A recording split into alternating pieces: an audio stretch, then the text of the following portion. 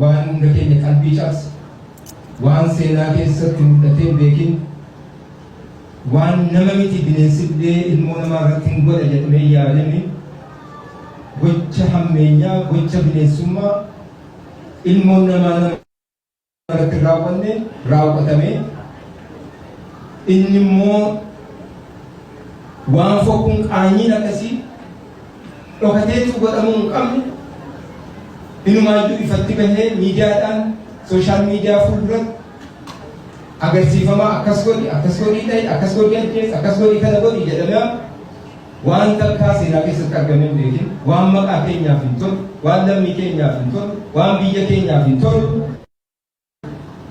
raawwatame waan hadhaa akkasii an dhagees argees hin beeku kun miira hunda keessanii natti fakkaata. Kanaaf gochi kun abaramu sirra jira. Gochi kun dhaabbachuu sirra jira. Gochi kun salphii. Gochi kun qaanyee, gochi kun salphii. Shargura. Dhugaa gochi kun namoota dhuunfaadhaan raawwatama. Gocha namoota sanaa qofa godhamee ilaalamu sirra jira. Maqaa eenyutu qabsiifamu sirra jira. Godina kamiinuu bakka bu'an warri kana godhan. Saba kamiinuu bakka bu'an warri kana godhan. Qofa bakka bu'u jara qofatutti ittiin gaafatamutti sirra jira. Kun immoo nafu akkasitti ilmoo namaarra wanta akkasii raawwatamee hin hafu. Yoo ni dhiifnellee Rabbiin dhiisudha. Waan Rabbis jibbu wanti raawwatame kun yakka guddaa dhugaa dubbachuudha. Gaafa kana arginu rafnee hin bulle. Namni kana argee fayyaa waan guddaa natti fakkaatan eenyuun keessan. Kanaaf gocha akkasii kun daddabalameera. Waggaa afuraffaadha bara yeroo raawwatamu. Waggaadhaan yeroo eeggatee kana maqaa godina tokkoo kan maqaa iddoo tokkoo dhahachuu danda'a garuu waggaa isaa eeggatee wanti kun raawwatama.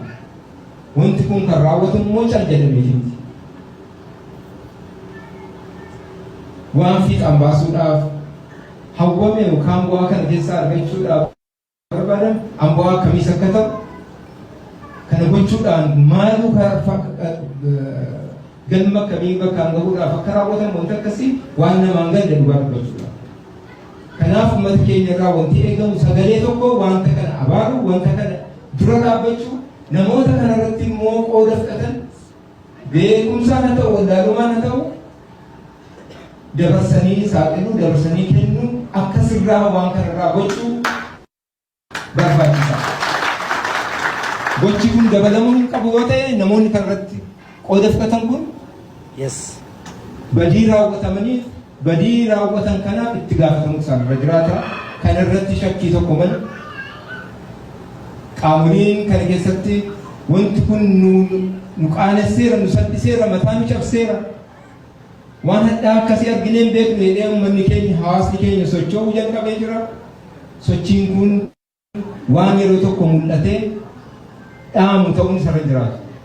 Hamma fiixa bahutti embasiin Itoophiyaa konsilaan keenya Jiddaan jiru mootummaan keenya mootummaan Itoophiyaa waan kana irratti hadheeffannaadhaan hojjeta kana irratti shakkii tokko qabaachuun isinirra jiraata. Sirriitti dhaggeeffannaa. Kun garuu fiixa bahuu kan danda'u yoo garaarraa qulqullummaadhaan waan kana irratti jibba naasuu nutti dhaga'ame kana warra akkasii kana of keessaa qulqulleessuudhaan seeraan akka gaafataman gochuudhaan bahachuun nurra jiraata. Malee hidhii tuutannee mana keenyatti kan deebinu taanaan itti fufamti. Kanaaf sochiin kun akka fiixaan bahu barbaachisaa akkuma amma jalqabdan hamma dhumaatti kan keessatti akka qooda fudhatanu dhaamsa isinii dabarsuun barbaada. Kanaa wajjin dhaamsan qabu kan biraa yeroo wanta akkasii dhufu balaa warra akkasiitiin dhufu ijoollee keenya kan biraa nagaa taate kan biraa nu jalaa rifachiisuun qabu. Nama nagaa kan biraa jireenya ofii mo'attee maatii ofii gargaaruuf ijoollee tattaafatu baadiyyaaf magaalaatti dadhabaa ooltu nu jalaa rifachiisuun isarra jiraata. Kana irratti of eeggannaa guddaa kenninu. Miidiyaa irratti illee waan ergaa darbu wanti kun gochi kun akkuma hadheeffannee waan kana irratti ciccinee qabsoofnu maqaa kanaatiin immoo namni nagaan kana keessa ijoolleen nagaan wayi tokko keessaa hin qabne jireenya si mo'attee hojjettee of jijjiirtee maatii si jijjiiruudhaaf tattaafattu immoo kana keessatti dararamuu qabdu. Kana of eeggannaa guddaadhaan karaa miira itti gaafatamummaa guddaadhaan guutameen hojjetamu sarara jiraata jechuudha. Qaama dhimmi ilaallatu mootummaa biyya kanaa haa ta'u mootummaa keenyaa wajjiniin qaamolee dhimmi ilaallu wajjiniin hojiin hojjetamu karaa miira itti gaafatamummaa qabuun kan hojjetamu ta'uusaa isinii mirkaneessuun barbaada. Badii namni biraa hojjete namni nagaan dararamu namni nagaan rifachuu mataan isa cabuun isarra jiraatu. Badiin kun badii namoota dhuunfaatiin raawwatame namoota dhuunfaa sanarra bu'uuf isarra jiraata. Adabbiin kanaaf malu jechuudha. Kanaaf kanarratti iftooma guutuu akka qaban kanarratti immoo tokko yeroo baay'ee caalaa tokkummaa keenya cimsinee yeroo waliin dhaabbannu qabatu kun maqaa eenyuuf humto namni kun tokkorra goree tokko itti goree yookaan irraa goree haasa'u miti kun dubbii sagalee tokkoon dhaabbannee ofirraa dhaabuun nurra jiraatudha. Waggaa afuraffaadha deebi'ee wanti kun kana booda garuu dhaabbachuu hin qabu deebi'uu hin qabu dabalamuu hin qabu dhaabbachuudhaaf immoo nurka jira jechuudha fallisa. Waan kana irratti irra dhaabbannee hadheeffannaadhaan of keessaa qulqulleessuu of keessaa waan kana dhaabsisuun dirqama keenya dirqama dhaloonni keenya hundi hirmaannonni as jirtanuuf magaalaa kana keessa jirru Saawudii bakka adda addaa jirru hundi dirqama goonee fudhachuun nurra jiraatu jechuudha. Kanaaf namni burjaaja'uun isarra jiraatu ifa horii kana godhe ifa mootummaan karaa mataa isaatiin qulqulleessee bira gaha.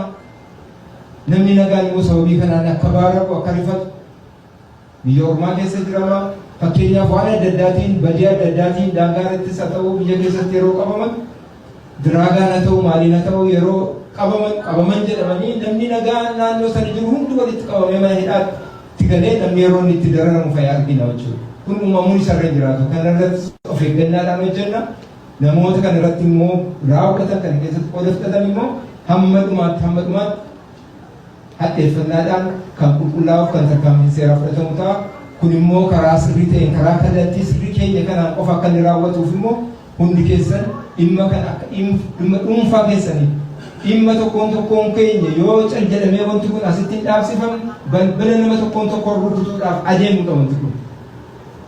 Kanaaf kanarratti waliin dhaabbannee waan kana dhaabsiifnee maqaa gaarii biyya keenyaa maqaa gaarii lammiiwwan keenya maqaa gaarii biyya keenya tiksuu eeguuf nurra jiraata. Kallattii kanaan yoo sochoone rakkoon amma mul'ate sinii kama lammata immoo akka inni dabalamne gochuu dandeenya. Sababii kanaan immoo lammiiwwan keenya nagaan kana keessatti akka hin dararamne akka rifanne gochuun nurra jiraata.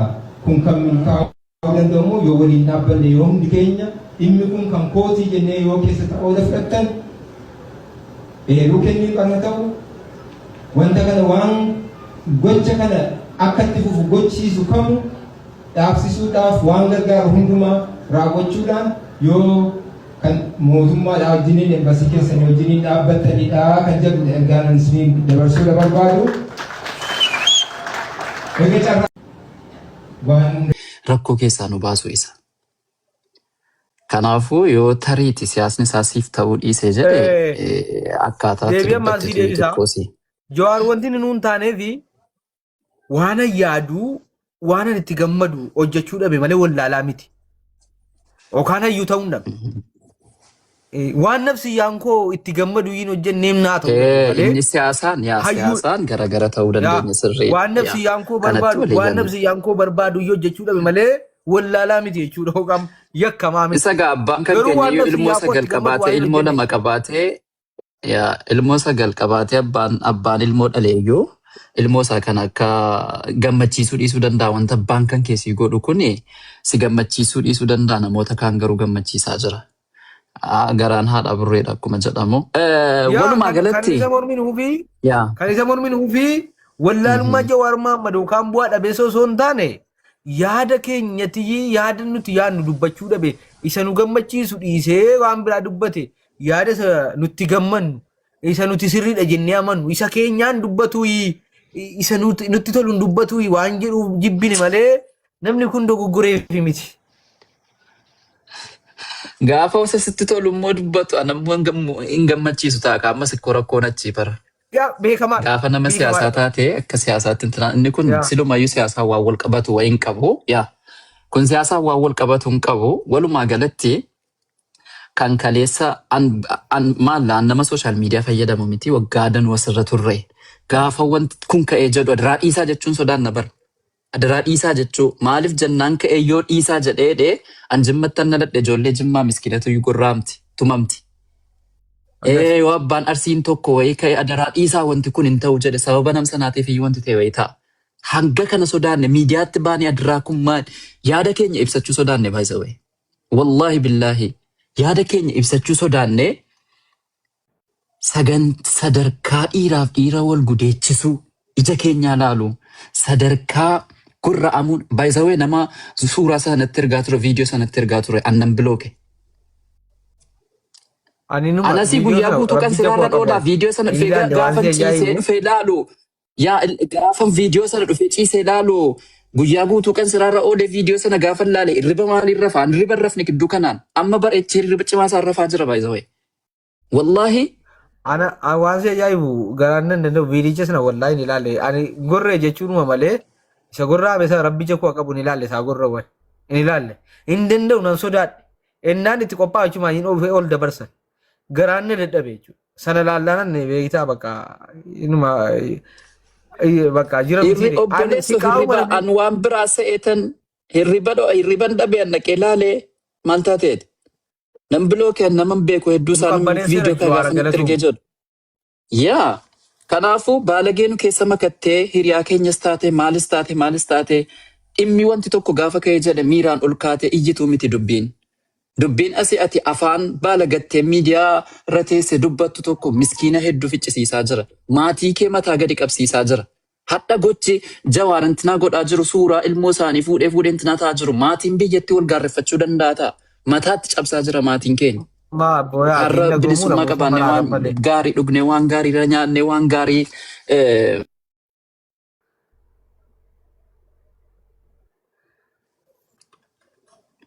sagaleen kun jiru?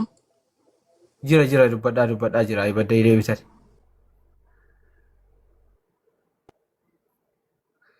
Okay, isa keessa deebiraa walumaa galatti Jawaar nu fayyadeera. Yeroo kaanis nu fayyadaadhuma jira bara. Yeroo kaanis nu fayyadaadhuma jira.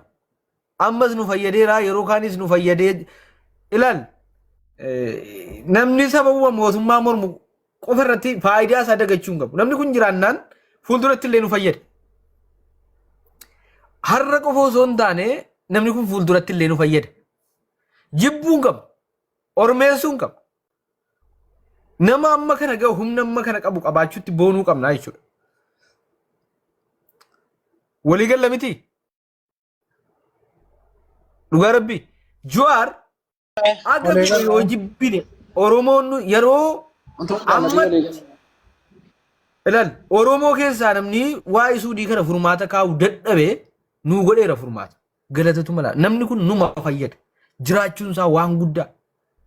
Guyyaan nuti dhimmatti baannu guyyaan inni itti qalbii keenya ilaal utuu eegasii dhabame namni kun bade maaltu furmaata nuu godhe jiraatee nu fayyada jechuudha. Jiraachuun isaa gaariidha. Wama fedhe siyaasa fedhe yoo hojjete waan fedhe yoo godhe bakka itti furmaata nuu fidu qaba waan ta'eef yoo mormite illee hin jiraatin jechuun hin ta'u. Bakka inni itti si fayyadu akka walii galaatti nu fayyadu immoo jira laal namni kun Oromoodhaa beeki. Dhimma kana akka walii galaatti nu fayyade akka paartiitti osoo hin taane akka gandaatti osoo hin taane akka namoomaatti nu fayyade dhimma kana. Faayidaan nuti Jawaar irraa dhimma kanaan arganne akka Oromoo osoo hin taane akka ilma dhalan namaa tokkootti faayidaa nu agarsiiseera bu'aa buuseera. Bu'aan Jawaar buuse keessaa tokko amma waa'ee qalmaa dhimnee waa'ee maalitti deebin waa'ee Jawaaritti deebin. Guyyaa lama dura waa'ee maalii dubbataa turre utuu hin dubbatin. Abalu qalame kaa Allahu akbar astaghfirullah jedhaa turre ay gara jabeenyaa jedhaa turre amma waa'ee Jawaaritti deebi'e inni qaluu eessatti deebi'e waa'ee Jawaaritti deebi'e. Nuti eessatti deebin Jawaaritti deebin waa'ee Jawaaritti deebin jechuudha. Nu fayyade moo nu fayyadne nu fayyadeera jechuudha. Tola nama kana balleessuun illee hin taatu dhugaa rabbii.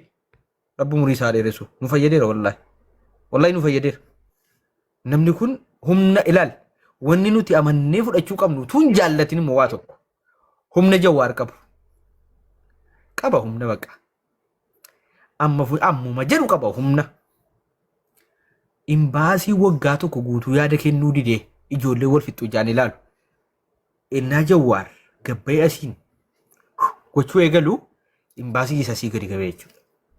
Imbaasii illee dubbachiisa. Humna inni qabu kana amannee nama keenyaa fudhachuu qabnaadha. Nu fayyada namni kun. Mootummaa mormaa qofaan jibboo osoo hin taane bakka inni itti akka walii galaatti nu fayyadus jira. Nuuril hin jennaan jechuudha Jawaariin nuti. Akka miidiyaa keenyaatti. Baarakallaahu fiikum. Suntaal weelkaam habiibi. Karaarra hin fakkaata. Anaani. Wayii si dhagaan jira. Asarratti turre akkam jirta nagaa keeti? Fayyaa kooti alhamdulillah akkamati. Samiraa galchaa ishee. Walil kaabanne. Anillee xumuree keen sitti dhufa sitti deebi'ee dheetini. Inshallah gaa gurri keenya keenuma dhaga'uuf deema jennee amanna gaa waa intalatti dheengaddaasan. Waa intala sanaa xumuree jira. Ishi. Maashaallah. Dheengadda miti kan jammarree. Dheengadda eeyyee. Qaamni mootummaa naa dhaquu hin dandeenye kaleessa guyyaa guutuu osoo yaaluu ture. Halkanirraa sa'a 11tti qaamni mootummaa naa dhaquu danda'e. Ishi. Sa'a 12tti fudhanii ba'anii bakka sanaa paaspoortii ishee fi ishee qofa. Sanaan booddee dhaqxee achi bultee achi ooltee akka jarrii shaanxaa isheetiif mindaa ishee harkaa fuudhan barbaadeen ture. Sanaan booddee garuu nu hin dandeenyu lubbuu ishee baraaruu qofitti dandeenya yeroo sanatti qaqqabnee wanti sun nu gaafattanis yeroo sanatti baraarsa lubbuuti naan jedhanii. Hayyee jedheen har'a saa karaa asriirra ofumaa kooti leebar ofiisiidhaan kasasee. Maal jenna intallachii baateetti ta'amiima yookaan bilookii akka hin goone mindaa malee illee akka isheen hin hafne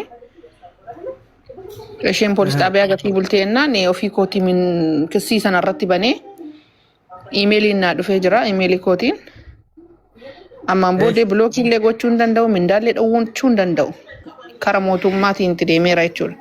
Ishee immoo karaa poolis xaabiyaatiin baasiseera har'a magriiba irratti viidiyoo si ergee jira waraabee yeroo isheen dhuftu. Mucaan baay'ee nama gaddisiisaa haalli isheen ittiin dhuftee rukuttaan isheen rukutamtellee baay'ee gaawaan garaa nama nyaatu.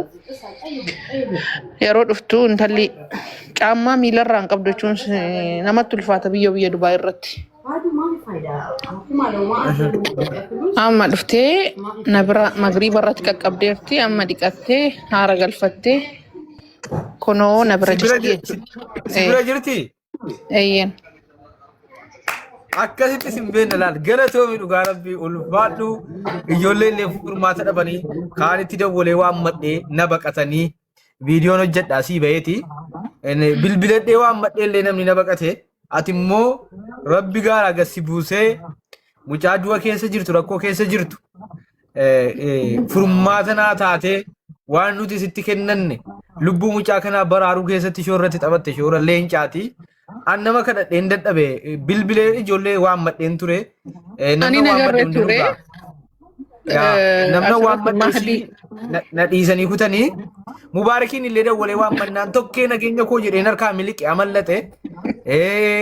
Iliyaasii illee dawwalee waan mannaan harkaa amallate. Nama danuun dawwalee waan madhee na boonsite. Kan kee viidiyoon hojjedha wallaahi viidiyoon hojjedha. Intalli sibiilatti viidiyoo banime. Hin dubbisna. السلام عليكم ورحمة الله. وعليكم السلام ورحمة الله. DX إني نقول اللي إجاسي يقول له برسيس. ما نو بارك وامي تمنا. أنا فيديو بني. إجا ميديا نقول. الحمد لله. ألتو كوبسا. إجا ميديا نقول جمانا لال.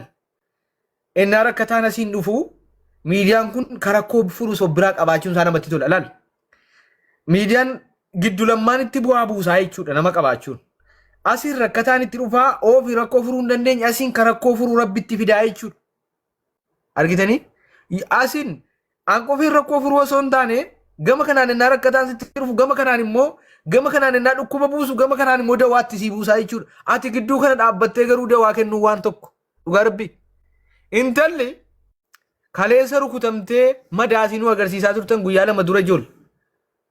Amma baatee lubbuun mana madaamii keessatti siqaa ergite baatee as jirti jechuudha. Okay, anifa video baniti mucatti dubbisna ani leesii bee video waraaba wallahi sillee nan galateeffadha wallahi galatoomi. Rakkoon qabu. Ati nama dhugaati. Kanan barbaadan Oromoo dhugaa nama dhugaa. Okay, ijoollee rikardi naa godhaa. Rikardi naa godhaa naaf ergaa hangaa fi deebiinis ifaana sekendii muraasa sii taasisaa. Rikardi gootanii naaf ergitu. Sagalee kee ol kaasii maqaan kee eenyudha? Kaameraan si naannessa qoy akkatti kaameraa isheetti naannessi itti kenni bilbila. Aboo gammachuudha kun alhamdulillahi rabbil aalamiin.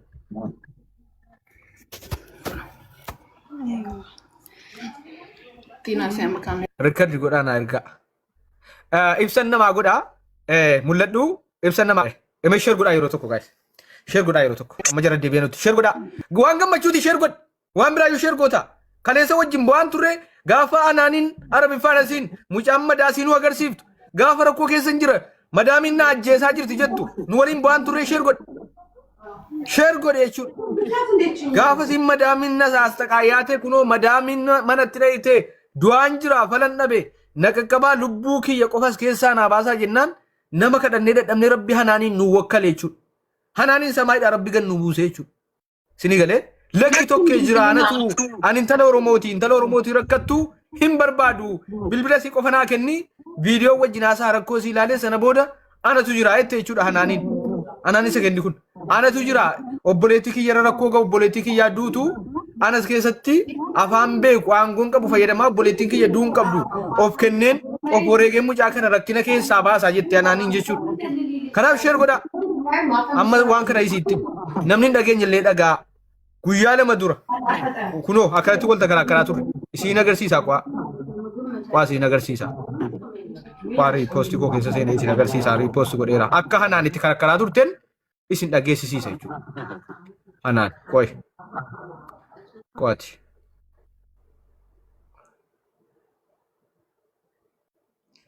Meere qo'ati naa obsaasin. Ripost godhaan ture waan ta'eef share naa godhaa viidiyoo.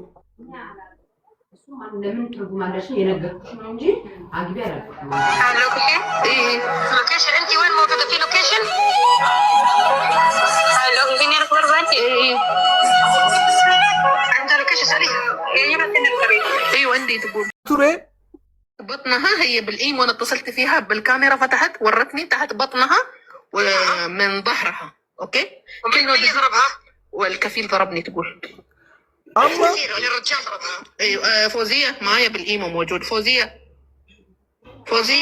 نقارتها أما وانا سيتي مكانتي كوكي كباتور تيجورا جولي فيدانيني ورا سوداني في إثيوبيا فانا هنان جيجورا وانا سيتي بور بعد نمني نجين يلير كده قرا لقى operating kan yakun guyyaa lama dura akka aramnya saqaayaa jirtu reebaa jirtu ajjeesuuf jirtu qaqqabaa jettee kara miidiyaa keenyaa dhuftee turte nuti gaajollee Dubaay keessaa warra imbaasii illee nu kennaa inni namoota hedduu dawwalannee waan manne sodaattee baqatte siinkaan dhimmicha tarii keessuma waa'ee Dubaay jedhanii baqatanii nuti immoo gaabdiin murannee rabbi DXN kana nuuf fidee jechuudha anaaniin nu hime anaan immoo lakki obboleettii kiyyaa du'aa jirtu an hin callisu wajjinan dhaabbadha nan falmaa fi nan baasa rakkoo si keessaa jettee har'a rakkoo mana madaamii sana keessaa rukutamtee hidhamtee tumamaa jirtu jismiin si madaadha madaasii sin agarsiifna har'a rakkoo sana keessaa baatee reebicha sana keessaa baatee jirti isii faanan gaaffiif deebii godha waan ta'eef hundi keessan hanaaniin fooloonaa godha dhugaa rabbi hanaan sekendi kuni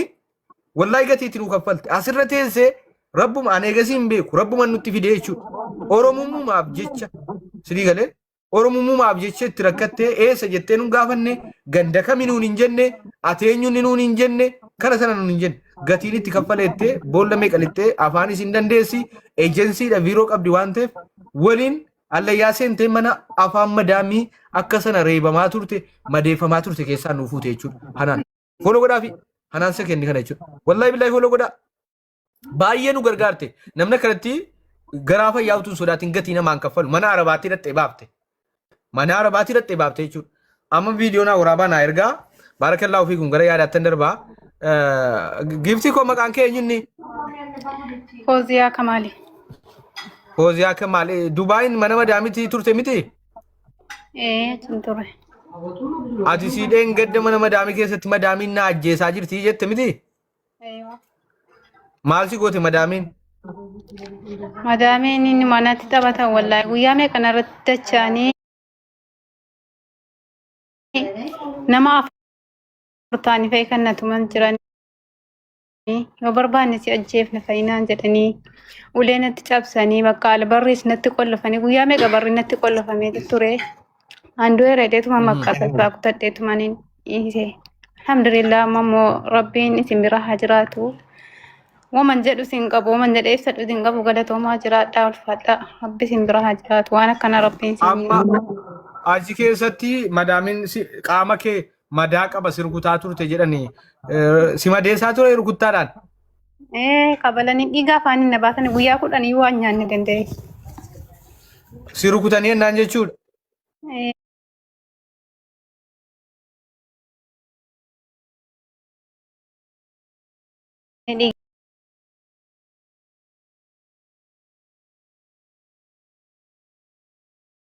Jechuudha. Eegan tanaayi. Achitti akkamitti jiraataa turte nyaata sitti kennu nyaata qajeelaan hin nyaattaa? Nyaata dalagaatti muddan sa'aatii madalagaatti kan malee nyaata garuu Nyaata nama nyaatti hin fakkaattu. Nyaata qaamni ishee nama nyaatti hin fakkaattu. Qaamni kee dhumaadha waan adagamte fakkaata. dalagaanis hedduu baay'ee ta'a. Sireeban jechuudha jarri. Maaliif sireebu? Wama mignaataan qabne wama bicuusiitiif dhufanii bakka akka bal'aadhaaf ulee lafa kaatee suma ammaa si dhaatu inni jedhu alhamdulillah ammaatiif. Uleen kun keeti jedha. Eega bakka sanatti hammam? Waggaa tokkoo fi ji'a 8ffaadha kun. Yeroo jalqabaatiif achuma rattee? Laa yeroo jalqabaatiif waggaa 2 bakka duraan ture. Akka itti baatu dhabde jechuudha achi keessaa ba'uufis hin danda'amu ture. Karaan bahuun hin qabu.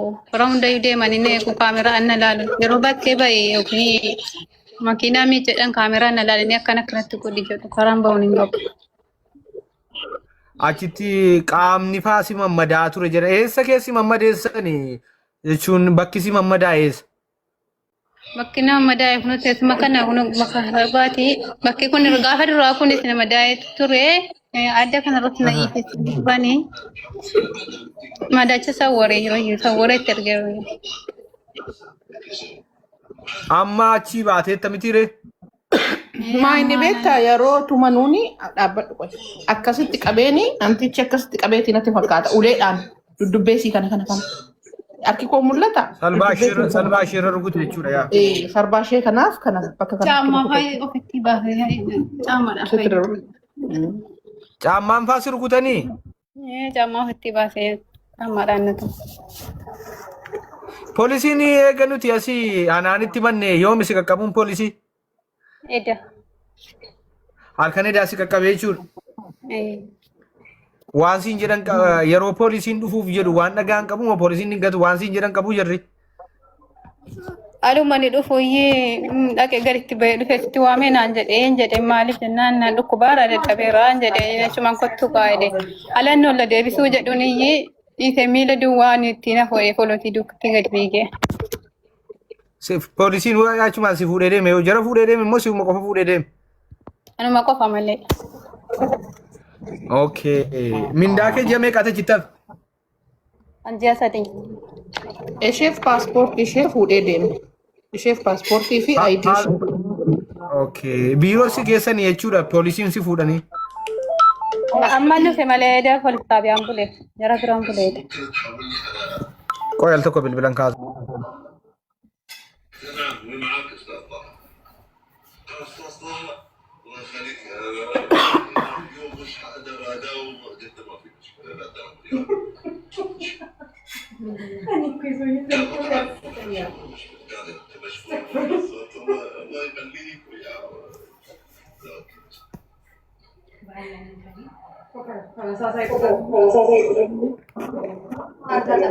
Tanto kau dia godana. Okay.